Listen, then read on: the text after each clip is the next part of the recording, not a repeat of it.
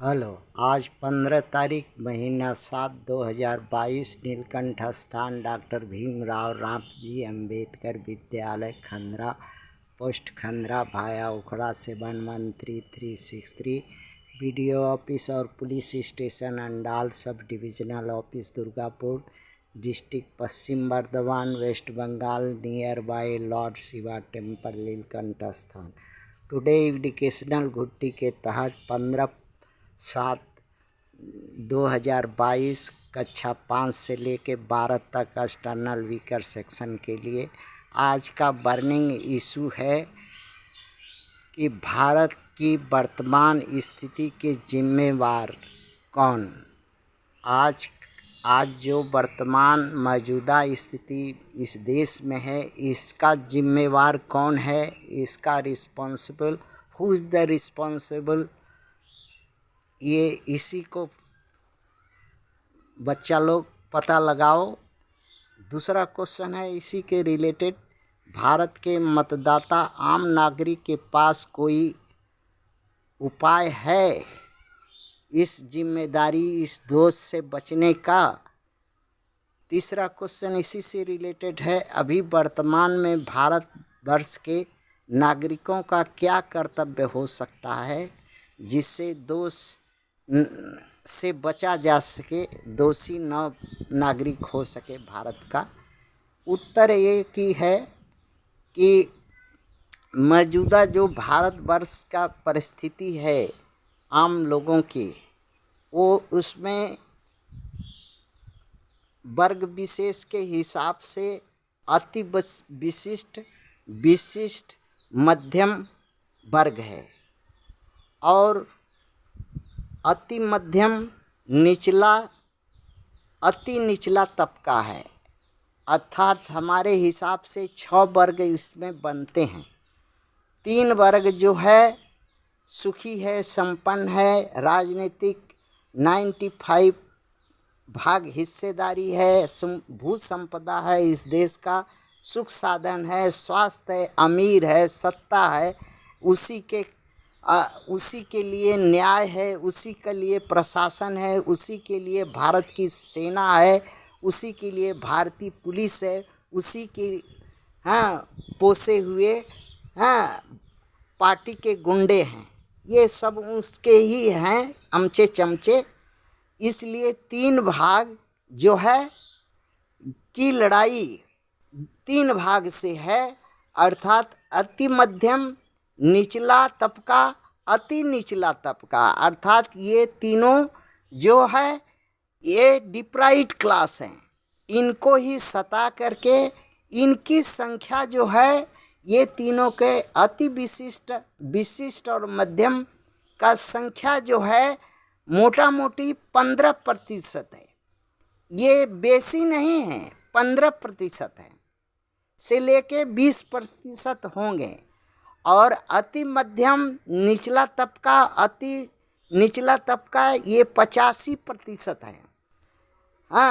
जिसके चलते किंतु 15% के पास में इस देश का 95% हर कुछ है, न्याय है, प्रशासन में है, राजनीतिक MP MLA में है, पदों पर है, IAS है, PCS है, सब तरह सब जगह जहाँ सत्ता है, पावर है, धन लूटने का सुजोग है, जहाँ डंडा घुमाने का, दादागिरी करने का जगह है, वो मुख्यमंत्री, प्रधानमंत्री, राष्ट्रपति सब कुछ यही है, यही वर्गों में से है और यही लोग हैं।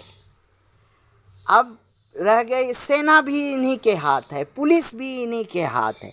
इसीलिए जो अति मध्यम, निचला तबका, अति निचला तबका जो तीनों है, ये आंदोलन, मांग, इच्छा, विरोध कुछ भी करे कुचल दिया जाता है, सताया जाता है, जेलों में बंद किया जाता है, उन पर केस लगा करके, झूठा मुकदमा लगा करके उनको फांसी पर लटकाया जाता है, दंडित किया जाता है।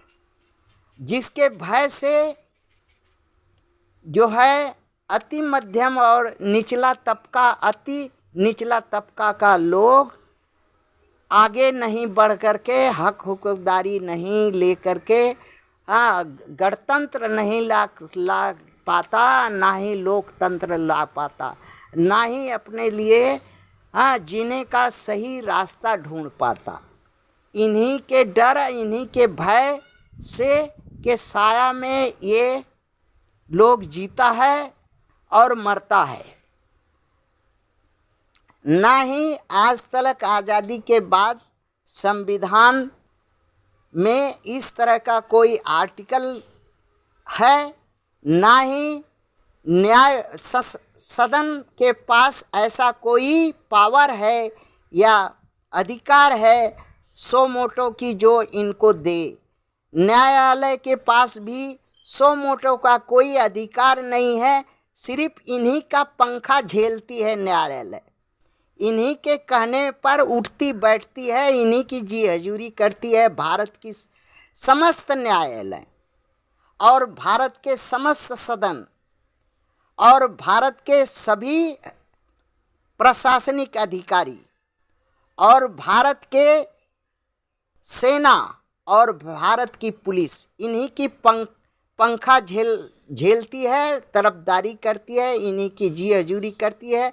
इन्हीं के जी हजूरी क्यों करती है? क्योंकि यही लोग इनको बैठाने वाला है, इनको चलाने वाला है, इनको उतारने वाला है। इसीलिए जी हजूरी करने के लिए ये संस्थाएं, मीडिया तक मजबूर है। और ये अति मध्यम, निचला तबका, अति पिछड़ा तबका के लोग कहीं भी किसी भी तरह से मदद नहीं पाते, ना ही लोकतंत्र के वोट के माध्यम से अपना सुख सुविधा के लिए सत्ता परिवर्तन न कर पाते, ना ही कोई तरह का कहीं से न्याय मिलता, ना ही कभी किसी तरह का कोई सहारा इनको, क्योंकि इनके पास धन नहीं है, इनके पास ज्ञान नहीं है, पढ़े लिखे नहीं हैं, संख्या है किंतु अधमरे हैं। इनके जो शरीर में रीढ़ की हड्डी नहीं है, जिसके चलते ये खड़ा होकर के इकट्ठा भी नहीं हो सकते।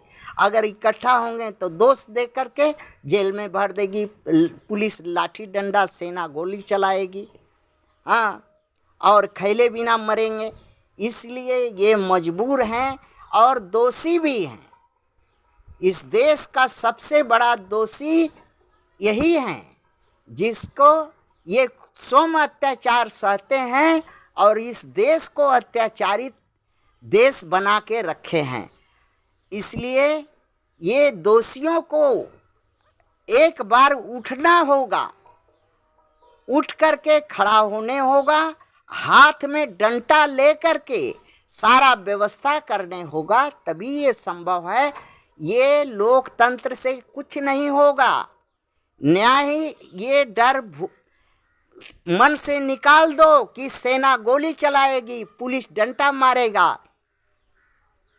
इस परिस्थिति, इस मजबूरी से गोली से मरना और डंडा से मरना बेहतर है ये जिल्लत की ज़िंदगी से। थैंक्स।